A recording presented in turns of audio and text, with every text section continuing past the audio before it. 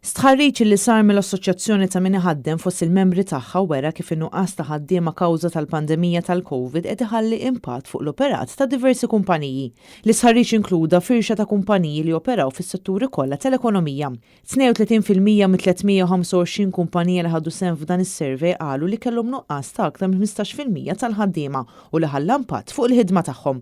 58% ta' dawk li wieġbu qalu li qed jippruvaw isolvu l-problema ta' nqas ta' ħaddiema permezz ta' teleworking, filwaqt li 51% qalu li kellhom jirrikorru għal tnaqqis fl-operat.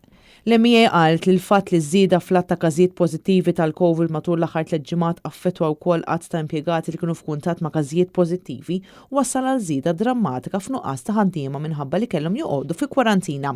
Dan in-nuqqas fl-operat ta' diversi kumpaniji se jkollu impatt negattiv fuq il-prodott gross domestiku u l-finanzi tal-gvern, peress li wage supplement se jkollu jiġi estiż għal mill-inqas ewwel kwart ta' din is-sena, ħaġa li l-Prim Ministru Robert Abela għadu ma kommettix ruħu dwarha. Fid-dawl ta' dawn kollu l-MEA qed tappella l-awtoritajiet sabiex jeżaminaw mill-ġdid b'mod kostanti l-miżuri li qed jittieħdu biex tkun salvagwardjata is-saħħa pubblika fosthom it-tul tal-kwarantina.